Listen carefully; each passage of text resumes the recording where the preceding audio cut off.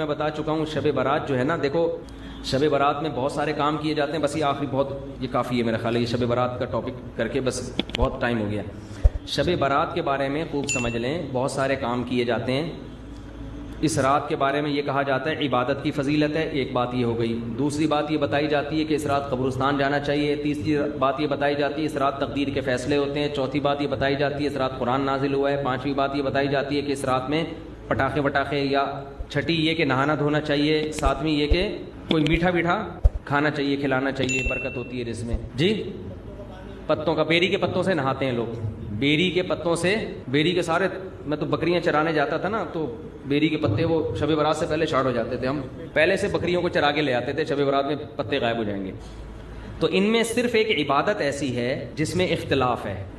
جمہور حضرات اس کے قائل ہیں کہ شب برات کی رات میں عبادت کا ثواب دوسری راتوں سے زیادہ ملتا ہے، اور بعض اس کے قائل ہیں کہ عبادت کی بھی کوئی فضیلت نہیں ہے سرے سے. دونوں کے دلائل ہیں. میں نے اس بارے میں آڈیو بیان ایک ریکارڈ کروایا ہے، آپ گوگل پہ سرچ کر سکتے ہیں. شب برات مفتی طارق مسعود، شب برات کے دلائل، آڈیو بیان ہے. اس میں شب برات سے متعلق جتنی حدیثیں ہیں، ایک ایک حدیث کی سند پڑھ کے سنائی ہے ہم نے، ایک ایک حدیث کی سند. تو اس میں کوئی ایک حدیث بھی صحیح نہیں ہے. ہاں یہ ضرور ہے کہ شب برات کی رات کی عبادت پہ کئی ضعیف حدیثیں ہیں. تو اس لیے محدثین کا اصول ہے کہ جب بہت ساری ضعیف حدیثیں جمع ہوتی ہیں تو درجہ حسن تک پہنچ جاتی. اس لیے جمہور اس کے قائل ہیں کہ اس رات عبادت کرنی چاہیے، دوسری راتوں سے اس رات عبادت کا ثواب زیادہ ہے. تو کرنے کا کام صرف اور صرف اور صرف عبادت ہے بس. قبرستان کے بارے میں حدیث صحیح نہیں ہے. اگر فرض کر لو ہے صحیح، تو پوری زندگی نبی ایک بار قبرستان گئے ہیں اور آپ ہر سال جاتے ہو. پھر نبی اکیلے گئے ہیں چپکے سے رات کے اندھیرے میں، آپ جتھے بنا کے جاتے ہو، اور اندھیرے نہیں، وہاں لائٹنگ ہوتی ہے. تو یہ سنت تھوڑی ہے، تو خلاف سنت ہو گیا نا. پھر صحابہ میں سے کسی سے بھی ثابت نہیں ہے کہ زندگی میں اس رات میں ایک بار بھی قبرستان گئے ہوں، ایک بار بھی قبرستان گئے ہوں. تو یہ ایک ایسی سنت ہے جس پر صحابہ نے عمل نہیں کیا. نہانا دھونا کسی حدیث سے ثابت نہیں ہے. حلوے مانڈے پٹاخے کسی حدیث سے ثابت نہیں ہے. قرآن میں صاف طور پر ہے انا انزلناہ فی لیلۃ القدر، ہم نے قرآن نازل کیا ہے کس میں؟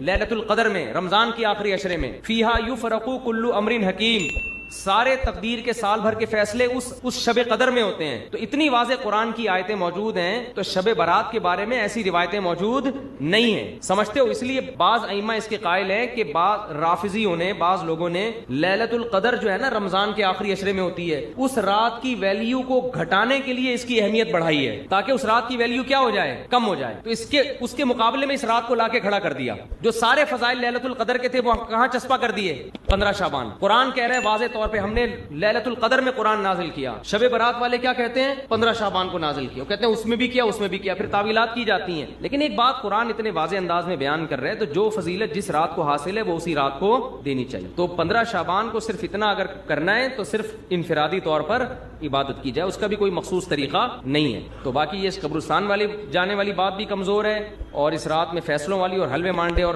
تہوار تو رات کو اسلام میں ہوتے ہی نہیں ہیں. اسلامی تہوار تو دن میں ہوتے ہیں، خوشی دن میں منائی جاتی ہے. اسلام میں راتیں عبادت یا نیند کی ہیں، خوشیوں کی راتیں نہیں ہوتی، چراغا نہیں ہوتا. عید الفطر دن میں ہے نا، عید الاضحیٰ بھی کب ہے؟ دن میں. جمعے کی نماز بھی کب ہے؟ دن میں ہے، جس میں کراؤڈ ہوتا ہے، جس میں نہا دھو کے ہم آتے ہیں. ساری دن کی اعمال ہیں، یہ رات کے نہیں ہے. رات سونے کے لیے، آرام کرنے کے لیے یا عبادت کرنے کے لیے. سمجھتے ہو کہ نہیں سمجھتے؟ صلاۃ و تسبیح کی جماعت بھی بدعت ہے، پڑھنی ہے انفرادی طور پہ پڑھیں، ٹھیک ہے. جماعت صلاۃ و تسبیح کی جائز نہیں ہے. تو یہ اور پتہ نہیں کیا کیا لوگ کر رہے ہیں شب برات میں، انٹرٹینمنٹ کا ذریعہ بنایا ہوا ہے، تفریح کا. 15 شعبان کی جو رات ہے اور 15 شعبان کا روزہ، اس کے حوالے سے بہت زیادہ لوگ سوال پوچھ رہے ہیں. تو میں نے ارادہ کیا میں ایک کلپ ریکارڈ کروا دوں. اس میں جو بھی میری ٹوٹی پھوٹی تحقیق ہے، جو میں نے احادیث دیکھی اس بارے میں، اور جو علماء کے اقوال دیکھے، اور جتنا میں اس کی ریسرچ کر سکا ہوں، اس کا ایک خلاصہ آپ کے سامنے رکھ دوں. اگر میں وہ تمام احادیث آپ کو پڑھ کے سناؤں، پھر ایک ایک کی سند پڑھوں، پھر ایک ایک کی سند پہ بحث کروں، تو وہ بات بہت ہو جائے گی لمبی اور کلپ بہت طویل ہو جائے گا. تو ایک خلاصے کے طور پر پوری جو ایک تحقیق ہے وہ میں آپ کے سامنے رکھنا چاہتا ہوں. تو 15 شعبان کی جو رات ہے جس کو شب برات کہا جاتا ہے، اس کا نام شب برات کسی بھی حدیث سے ثابت نہیں ہے، اس لیے عرب اس کو اکثر لیلۃ النصف من شعبان کہتے ہیں کہ شعبان کے جو نصف ہے اس کی رات. خیر اس کا نام شب برات ہو، اگر اس وجہ سے برات کے اس میں اللہ تعالیٰ کہا جاتا ہے کہ جہنم سے بری کر دیتے ہیں، تو اس وجہ سے کسی نے نام دے دیا ہو تو ایک الگ بات ہے. لیکن اس رات میں ہوتا کیا کیا ہے، لوگ کیا کیا کر رہے ہیں، اس کی کیا شرعی حیثیت ہے، تو میں نمبر وار انشاءاللہ اس کو تفصیل سے بیان کروں گا. کچھ چیزیں تو ایسی ہیں جو بالکل ہی غیر ثابت ہیں. ان میں اس رات میں مٹھائی حلوہ یا مختلف قسم کے حلوے پکا کے لوگوں میں بانٹنا، اور اس رات میں نہا دھو کے تیار ہونا یا اچھے کپڑے پہننا، ان دو چیزوں کو پہلے میں انشاءاللہ بیان کروں گا۔ دیکھیے اسلام میں راتوں کے تہوار کا کوئی تصور نہیں ہے۔ اسلام میں جتنے بھی تہوار ہیں وہ دن کی روشنی میں ہیں۔ عید الفطر، عید الاضحیٰ، یہ ہمارے دو تہوار ہیں جس میں ہم سیلیبریٹ کرتے ہیں ایک دوسرے کو، یہ دن کی روشنی میں ہمیں بتائے گئے ہیں۔ غیر مسلموں کے تہوار رات کو ہوتے ہیں، جیسے عیسائیوں کے تہوار کرسمس آپ دیکھیں رات کو ہوتا ہے۔ تو اس کی وجہ یہ ہے کہ اسلام نے دن کی روشنی میں تہوار رکھے ہیں۔ بہت ساری حکمتیں اس میں ہو سکتی ہیں، پوری حکمتیں تو ہم نہیں جانتے، لیکن کچھ سرسری غور سے کچھ حکمتیں ہمارے سامنے آتی ہیں کہ رات کا وقت ایسی چیز ہے جو اللہ نے عبادت کے لیے بنایا یا آرام کرنے کے لیے، سونے کے لیے بنایا۔ رات میں اگر آپ سیلیبریٹ کریں گے کسی بھی عمل، یعنی کوئی خوشی منائیں گے، تو اس میں انسان کی گناہوں کی طرف توجہ زیادہ جاتی ہے۔ جیسے آپ دیکھیں کرسمس میں شرابیں پی جاتی ہیں، اور جو بھی غیر مسلموں کے تہوار ہیں اس میں بھی چراغاں ہوتا ہے رات کے وقت۔ تو جبکہ ہمارے ہاں جو عید الفطر ہے وہ دن کی روشنی میں ہم نماز پڑھ کے اس کی ابتدا کرتے ہیں۔ تو آپ کہہ سکتے ہیں کہ شب برات کو کوئی تہوار تو نہیں مانتا، تو دیکھیں تہوار زبان سے ماننا ضروری نہیں ہے۔ آپ اپنے عمل سے جب کوئی ایسا کام کرتے ہیں جو تہواروں میں کیا جاتا ہے، تو اس کا مطلب یہ ہوا کہ آپ اس کو تہوار مان رہے ہیں، یعنی آپ اس کو ایک خوشی کا دن مان رہے ہیں۔ تو نہانا دھونا یا کھانے پکا کے لوگوں میں تقسیم کرنا یا خود کھانا، اور خاص طور پہ حلوہ یعنی میٹھا، یہ چیزیں تہواروں کے موقع پر ہوتی ہیں۔ جیسے ہم عید الفطر والے دن صبح سوئیاں بناتے ہیں، میٹھا بناتے ہیں، کھاتے ہیں، لوگوں کو کھلاتے ہیں، نہاتے ہیں، اچھے کپڑے پہنتے ہیں۔ جمعے والے دن بھی، جمعے میں بھی عید کا عنصر ہے حدیث میں، اس کو بھی عید قرار دیا، اس دن بھی ہم نہا دھو کے کپڑے پہنتے ہیں۔ تو جو لوگ 15 شعبان کی رات کو نہاتے دھوتے ہیں، اسپیشلی اس رات کو کہ بھئی آج کوئی تہوار ہے یا آج کوئی خوشی کا دن ہے، اور مٹھائیاں کھاتے ہیں یا حلوے پکاتے ہیں، تو وہ زبان سے اس کو تہوار نہ بھی کہیں، اپنے عمل سے یہ بتاتے ہیں کہ یہ تہوار ہے، جبکہ یہ تہوار نہیں ہے۔ اسلام میں کوئی اس کی ایک ضعیف روایت بھی نہیں ہے کہ آپ صلی اللہ علیہ وسلم نے، میرے علم میں نہیں ہے کم از کم، ہو سکتا ہے کوئی موضوع من گھڑت روایت موجود ہو جس میں کوئی کہیں بھی نہیں ہے کہ آپ صلی اللہ علیہ وسلم نے اس رات کو ہمیں نہانے کا حکم دیا ہو، یا اچھے کپڑے پہننے کا حکم دیا ہو، یا کھانے پینے کا یا حلوے کھلانے کا، ہمیں حلوے مانڈے کا ہمیں حکم دیا ہو۔ تو اللہ کا واسطہ یہ بدعت ہے، اس کو ختم کریں اپنے معاشرے سے۔ اور اسلام میں تہوار کا ٹائم دن میں ہوتا ہے۔ عید الفطر، عید الاضحیٰ ہے جس میں ہم دن میں قربانی کرتے ہیں اور کھاتے ہیں، پیتے ہیں، نہاتے ہیں، دھوتے ہیں۔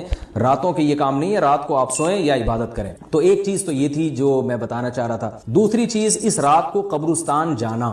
دیکھیے اس بارے میں حدیث پیش کی جاتی ہے، مشہور حدیث ہے، لوگ سنتے رہتے ہیں کہ نبی صلی اللہ علیہ وسلم رات کو اٹھے اور امی عائشہ رضی اللہ تعالیٰ عنہ بھی آپ کے پیچھے چلی گئیں، اور آپ صلی اللہ علیہ وسلم جنت البقیع میں مغفرت کی دعا مانگ کے تشریف لے آئے واپس۔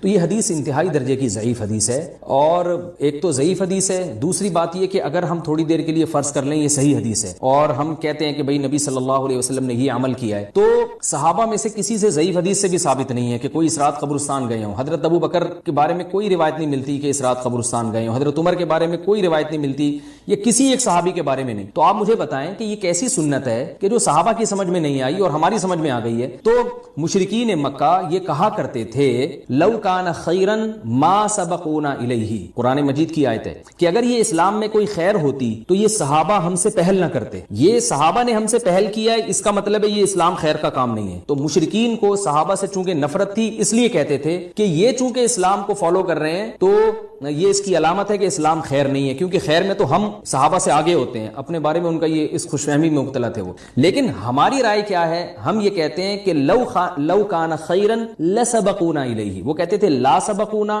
ہم کہتے ہیں لسبقونا، کہ اگر کوئی بھی خیر کا کام ہے تو صحابہ ہم سے ضرور اس میں پہل کریں گے، یہ ہو نہیں سکتا کہ خیر کا کام ہو ہم کریں اور صحابہ نے نہ کیا ہو۔ تو اسی طرح میں یہ عرض کرتا ہوں کہ دیکھیں اگر قبرستان جانا اس رات میں سنت عمل ہوتا تو صحابہ یقیناً جایا کرتے، کوئی ایک صحابی تو گیا ہو، یہ کیسی بات ہے جو صحابہ کی سمجھ میں نہیں آئی اور ہماری سمجھ میں آ رہی اور ہم قبرستان جا رہے ہیں اس رات کو۔ چلیں اگلا اسٹیپ تھوڑی دیر کے لیے فرض کر لیتے ہیں کہ نبی صلی اللہ علیہ وسلم جو ایک رات قبرستان گئے، فرض کر لیں وہ حدیث بھی صحیح ہے، یہ بھی فرض کر لیں کہ صحابہ اگرچہ نہیں گئے مگر ہم صحابہ سے بھی زیادہ آگے نکلنے کی کوشش کرتے ہیں اور صحابہ کو سمجھ میں نہیں آیا، ہمیں سمجھ میں آ گیا، تو چلیں فرض کر لیں تھوڑی دیر کے لیے کہ اس رات کو جانا ہم سنت مان لیتے ہیں، آپ کے دلائل ہم مان لیتے ہیں اور صحابہ کی سمجھ میں نہیں آئے لیکن ہماری سمجھ میں زیادہ آ رہا ہے، ہم فرض کر لیتے ہیں، مان لیتے ہیں کہ اس رات قبرستان جانا سنت ہے۔ تو آپ مجھے بتائیں نبی نے جو عمل جس طرح سے کیا ہو اس طرح سے سنت ہوگا، یا آپ اپنی طرف سے جس کو ہم پشتوں میں کہتے ہیں اخپل طریقے سے کرنا سنت ہے؟ نبی نے نے فجر کی 2 رکعتیں پڑھی ہیں اور ہر رکعت میں 2 سجدے کیے ہیں, آپ اگر فجر کی 3 رکعتیں پڑھیں گے تو کیا نماز ہو جائے گی آپ کی؟ اب آپ دلیل میں یہ کہیں کہ نبی نے فجر کی نماز پڑھی ہے تو مجھ پر بھی لازم ہے. تو بھائی نبی نے پڑھی ہے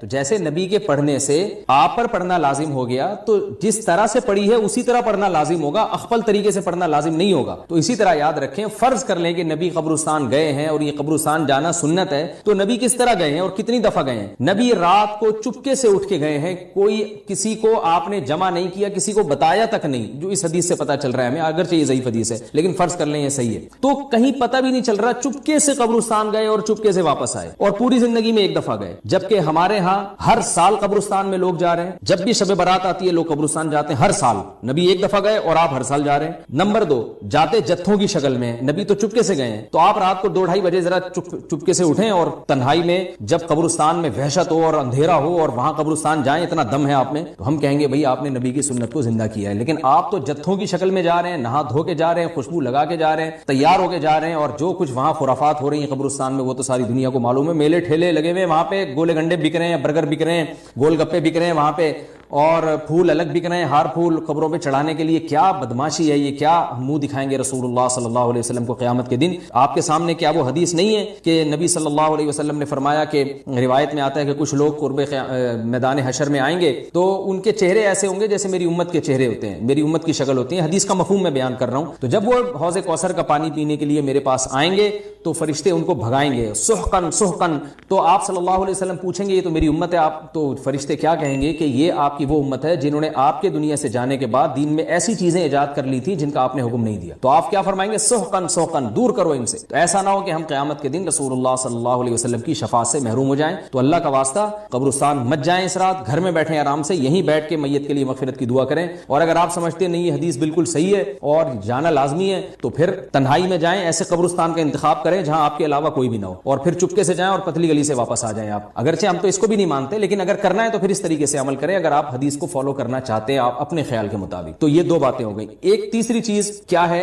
کیا قرآن اس رات میں نازل ہوا ہے اور تقدیر کے فیصلے اس رات میں ہوتے ہیں؟ دیکھیے قرآن میں 2 جگہ اللہ نے اس مضمون کو بہت وضاحت سے بیان کیا. ایک سورہ دخان میں انا انزلناہ فی لیلۃ مبارکہ, کہ ہم نے اس کو مبارک رات میں نازل کیا, اور اللہ نے فرمایا فیہا یفرق کل امر حکیم, اس میں حکمت والے فیصلے ہوتے ہیں اس رات میں.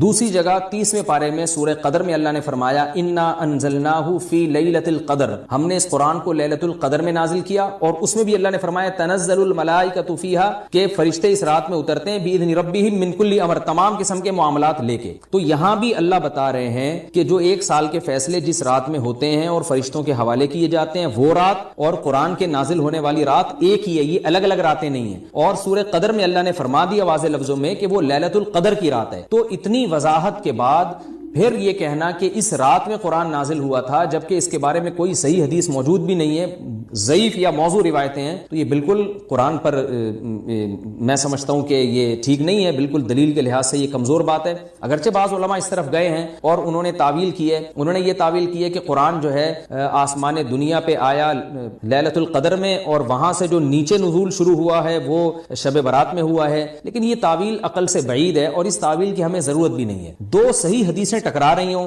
یا قرآن کی آیت کسی ایسی متواتر حدیث سے ٹکرا رہی ہو تو پھر تو وہاں ہمیں تطبیق دینے کی ضرورت پیش آتی ہے, جب قرآن کے مقابلے میں کوئی حدیث ہی نہیں ہے, صحیح حدیث بھی نہیں ہے. حالانکہ قرآن کے مقابلے میں تو فقہا کہتے ہیں کہ اگر صحیح حدیث بھی ہو, متواتر نہ ہو, صحیح حدیث بھی ہو تو وہ بھی ظنی ہوتی ہے, تو اس حدیث کو رد کیا جائے گا, قرآن میں تعویل نہیں کی جائے گی. لیکن یہاں تو صحیح حدیث بھی نہیں ہے, یہاں تو ایک ضعیف روایت ہے اور ضعیف اقوال ہیں, آپ اس کو کیسے قرآن کے مقابلے میں لا سکتے ہیں؟ تو جو بالکل بے غبار بات ہے وہ یہی ہے کہ اللہ تعالیٰ نے قرآن مجید کو لیلۃ القدر میں نازل کیا جو رمضان کے آخری عشرے میں ہوتی ہے, اور اسی لیلۃ القدر میں فیصلے بھی ہوتے ہیں. اور بعض لوگ کہتے ہیں اس میں حرج کیا ہے کہ ہم 15 شعبان کو بھی فرض کر لیں, اس میں قرآن نازل ہوا اور لیلۃ القدر میں بھی. بھائی اس سے لیلۃ القدر کی ویلیو کم ہوتی ہے. اللہ تو لیلۃ القدر کی ویلیو بڑھا رہے ہیں کہ یہ ایسی رات ہے جس میں 1 سال کے فیصلے بھی کر دیے جاتے ہیں اور اس میں قرآن مجید کا نزول بھی شروع ہوا. تو جس رات کو اللہ نے جو پروٹوکول دیا ہے وہی پروٹوکول اس کو دینا چاہیے, آپ اس کو کسی اور رات کو نہ دیں وہ پروٹوکول. تو یہ تیسرا مسئلہ ہوا. پہلا مسئلہ حلوے مانڈے کا اور نہانے دھونے کا, وہ بھی غلط ہے.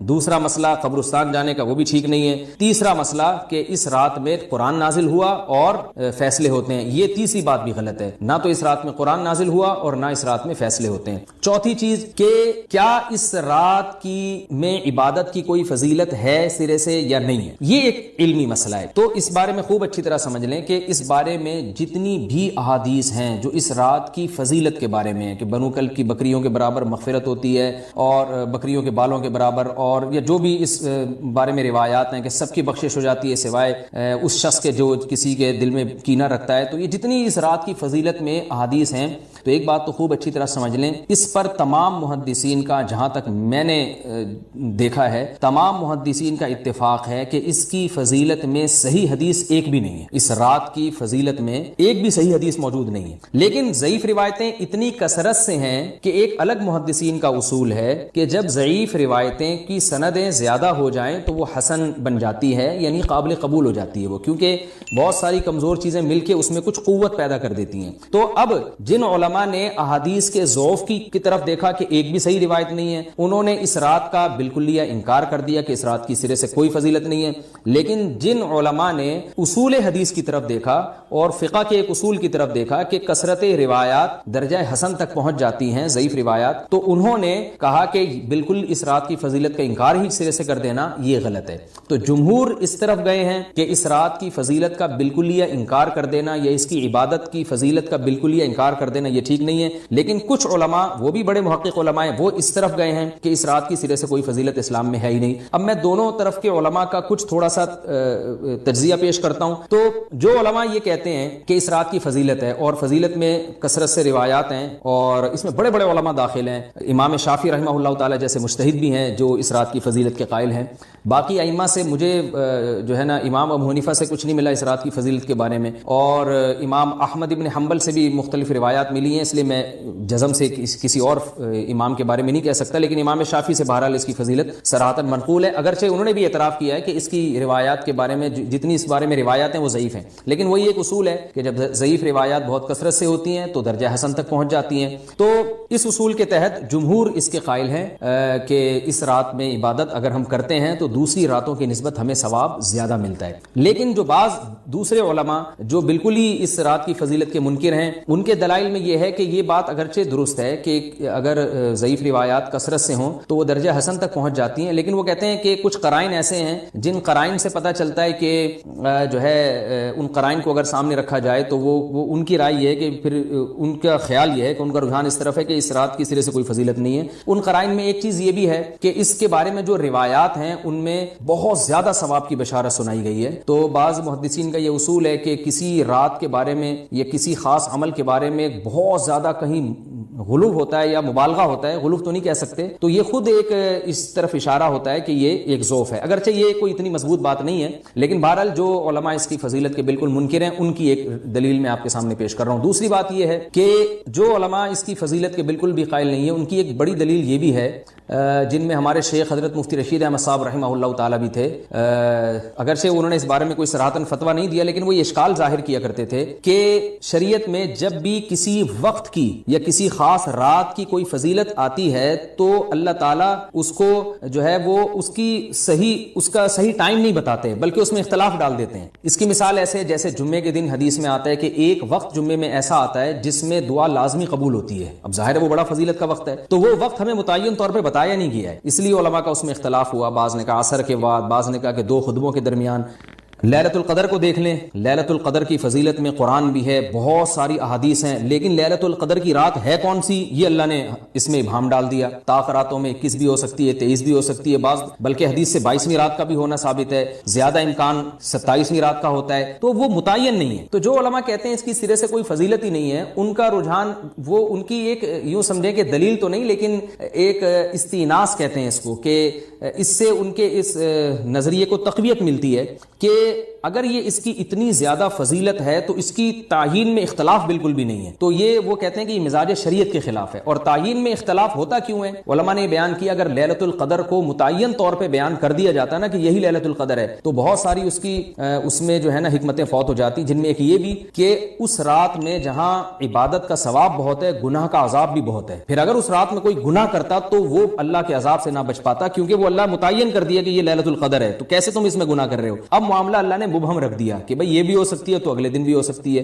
اور ایک فائدہ یہ بھی اس میں رکھا متعین نہ کرنے میں کہ ليلۃ القدر انہی کو ملے جو تلاش کریں، جو پورا عشرہ جاگیں گے ان کو ليلۃ القدر ملے گی. اگر اللہ اسپیسیفک دن بتا دیتا کہ 21ویں ہے، 23ویں ہے یا 25ویں ہے یا 22ویں ہے تو بہت سارے لوگوں کو ليلۃ القدر مل جاتی. تو اللہ نے جو مبہم رکھا ہے نا، تو ایک رات کی فضیلت اللہ نے بڑھا دی مگر اس کی تعیین میں ابہام پیدا کر دیا تاکہ جو پورا عشرہ جاگے گا اسی کو ليلۃ القدر ملے گی، اس کے علاوہ ہر آدمی کو نہ ملے. وہ ایک اللہ کی ایک حکمت ہو سکتی ہے اس میں. تو یہ دو حکمتیں ہیں کہ اس میں گناہ اگر کوئی کرے تو اس پر عذاب نہ آ جائے، کیونکہ اگر متعین کر دیا جائے گا تو پھر گناہ کیسے تم کر رہے ہو اس رات میں. تو اللہ نے اس میں بھی ابہام پیدا کر دیا. جو گناہ کرنے والا ہے اگرچہ وہ بڑا گناہ گار ہے اس رات میں، چاہے وہ رمضان کا آخری عشرے میں کسی رات میں بھی گناہ کرتا ہے، لیکن کم از کم اتنا عذر تو ہے کہ اس کو کیا پتا تھا کہ یہ آج ليلۃ القدر ہوگی. تو جو 15 شعبان کی رات ہے اس کی بہت زیادہ فضیلت ہے. تو پھر یہ رات کو متعین کیوں کر دیا گیا؟ یہ ان علماء کی دلیل میں بیان کر رہا ہوں جو اس کی فضیلت کے بالکل بھی قائل نہیں ہیں. لیکن بہرحال حقیقت یہ ہے کہ جمہور علماء اس کی فضیلت کے قائل ہیں، کیونکہ یہ جو میں نے دلائل دیے وہ علماء جو اس کی فضیلت کے سرے سے منکر ہیں ان کے یہ دلائل کو ہم دلیل نہیں کہیں گے بلکہ استیناس کہیں گے. کہ استیناس کہتے ہیں کہ ایک چیز استدلال نہیں ہے بلکہ ان اپنے نظریے کی تقویت کے طور پر ایک چیز کو پیش کر دینا جس سے یہ لگتا ہو کہ واقعی یہ صحیح کہہ رہے ہیں. اس کو استیناس کہتے ہیں، میں جو آسان لفظوں میں سمجھانے کی کوشش کر رہا ہوں. اور ایک استدلال کہتے ہیں کہ ایک ریسرچ کو، ایک پوری تحقیق کو. تو جمہور کا مذہب ایک اصول پر مبنی ہے کہ بھئی اتنی ساری روایات ہیں اور ضعیف ہیں، ان میں ٹھیک ہے کچھ موضوع بھی ہیں لیکن بہت ساری ایسی ہیں جو موضوع بھی نہیں ہیں. تو ضعیف روایات ہیں جب اتنی کثرت سے ہیں اور اس میں ہے بھی عبادت کا تذکرہ تو عبادت کرنے میں کوئی حرج بھی نہیں ہے. تو لہذا انہوں نے اس کو جو ہے نا اس کو دلیل بنایا ہے اور اصول کے لحاظ سے یہ بات درست ہے. تو اس اصول کو اگر کوئی فالو کرنا چاہے تو اس رات کی عبادت اس کے لیے بالکل ٹھیک ہے اور اللہ کی رحمت سے امید ہے کہ اس میں اس کو ثواب زیادہ ملے گا. تو جمہور ایک طرف ہیں اور بعض علماء دوسری طرف ہیں. تو یہ میں نے صرف اس لیے بیان کر دیا کہ اس رات کی فضیلت میں اتفاق نہیں ہے بلکہ مختلف فی ہے، مجتہد فی ہے، اختلاف رائے اس میں ہو سکتا ہے. تو اگر کوئی عالم اس رات کی فضیلت کا بالکلیہ انکار کرے اور ان علماء کا بھی احترام کرے جو اس رات کی فضیلت کے قائل ہیں تو پھر اس عالم پر رد کرنے کا حق نہیں ہے. دوبارہ میں اپنی بات کو ریپیٹ کرتا ہوں، اگر کوئی عالم یہ کہے کہ اس رات کی سرے سے کوئی فضیلت نہیں ہے تو اس عالم پر طعن و تشنیع جائز نہیں ہے کیونکہ ان کے بھی کچھ نہ کچھ استدلالات ہیں. ہاں اگر کوئی عالم اس رات کی فضیلت کا انکار کر کے جمہور کے مذہب کو بالکل غلط قرار دیں اور اس عمل کو یہاں اس رات کی عبادت کو بالکل بدعت قرار دیں اور جو اس رات میں عبادت کر رہے ہیں یا اس کی فضیلت کے قائل ہیں ان کو بدعتی قرار دیں تو یہ غلو ہو جائے گا، یہ زیادتی ہو جائے گی جو کہ بالکل غلط ہے. کیونکہ جب دونوں طرف دلائل ہیں تو اعتدال والی رائے اختیار کرنی چاہیے اور کسی ایک طرف بہت زیادہ جھکاؤ یا کسی ایک کو 100% غلط قرار دے دینا، بدعتی قرار دے دینا یہ درست نہیں ہے. تو ہماری قوم میں ایک مزاج ہے کہ بس اپنی رائے کو مسلط کرتے ہیں اور دوسرے کی رائے کو مانتے ہی نہیں. تو عوام کے لیے کیا ہے؟ لوگ کہتے ہیں مفتی صاحب کنفیوز کر دیا آپ نے تو لٹکا کے چھوڑ دیا ہمیں. بھائی میں کنفیوز نہیں کر رہا، عوام جمہور کے مذہب کو فالو کرے گی. جمہور میں بڑے بڑے علماء ہیں وہ اس کی فضیلت کے قائل ہیں اور وہ اس کے قائل ہیں کہ اس رات میں عبادت کرنی چاہیے، تو آپ جمہور کے مذہب کو فالو کر سکتے ہیں. تو اب یہ بات تو ہو گئی جمہور کا مذہب، میں نے آپ کو بتایا کہ وہ اس رات میں فضیلت کے قائل ہیں کہ اس رات میں عبادت کرنی چاہیے. لیکن کیسے کرنی چاہیے اس پر تمام علماء کا اتفاق ہے کہ مسجد میں جتھے بنا کے جانا یا اجتماعی عبادت کرنا یہ بالکل بدعت ہے، بالکل ناجائز ہے. اسی طرح کوئی مخصوص قسم کی نماز پڑھنا کہ پہلی رکعت میں یہ والی صورت تو دوسری میں یہ والی صورت تو تیسری میں یہ والی صورت، یہ بالکل بدعت ہے. صلاۃ التسبیح کی جماعتیں بدعت ہیں. تو ایک ہی راستہ ہے آپ کے پاس، آپ عبادت کرنا چاہتے ہیں تو انفرادی طور پر ایسے عبادت کریں جیسے عام دنوں میں آپ عبادت کرتے ہیں، ویسے ہی نماز پڑھیں جیسے عام دنوں میں نماز پڑھتے ہیں. کوئی مخصوص صورتیں، مخصوص رکعتیں نہیں ہیں. جتنی اللہ توفیق دے تنہائی میں آپ 2 رکعتیں، تہجد کی 4 رکعتیں، 6 رکعتیں، 8 رکعتیں، 16 رکعتیں، جتنی اللہ توفیق دے آپ رات کو کھڑے ہو کر انفرادی نماز پڑھیں. دعائیں مانگیں اللہ تعالیٰ سے، قرآن کی تلاوت کریں، تسبیحات کریں. جتھے نہ بنائیں مسجد میں، چراغاں نہ کریں، بتیاں نہ لگائیں، قبرستان انسانوں پہ رش نہ کریں، یہ سب ناجائز اور سب حرام ہے، گناہ ہے، اس کا اسلام میں کوئی تصور نہیں۔ کرنا ہے تو صرف ایک کام آپ کر سکتے ہیں کہ صرف عبادت کریں، اور اللہ کی رحمت سے امید کی جا سکتی ہے کہ اللہ تعالیٰ اس رات میں آپ کو عبادت کا دوسری راتوں کی نسبت ثواب عطا فرمائے گا، کیونکہ آپ اگر جمہور علماء کو فالو کر رہے ہیں تو ہمیں یعنی جن کے پاس علم نہیں ہے تو ان کو علماء ہی کو فالو کرنے کا اللہ نے حکم دیا ہے، تو آپ جمہور علماء کی رائے پر عمل کرتے ہوئے اگر عبادت کرنا چاہیں تو اللہ کی رحمت سے امید ہے کہ انشاءاللہ آپ کو ثواب ملے گا۔ لیکن عبادت کا کوئی مخصوص طریقہ ہرگز نہیں ہے۔ پمفلیٹ بٹ رہے ہوتے ہیں کہ یہ والی صورت پڑھنے سے یہ ہو جائے گا تو یہ والی صورت پڑھنے سے یہ ہو جائے گا، یہ بالکل غلط ہے۔ تو انفرادی عبادت ہوگی اور ایسے ہی عبادت کا طریقہ ہوگا جیسے پورے سال ہوتا ہے، نماز اسی طرح پڑھی جائے گی جیسے پورے سال پڑھی جاتی ہے، دعائیں مانگی جائیں گی، اپنے طور پر اجتماعی سطح پہ کوئی عمل نہ کیا جائے۔ اللہ تعالیٰ سے دعا ہے کہ اللہ تعالیٰ ہمیں سمجھنے کی، عمل کرنے کی توفیق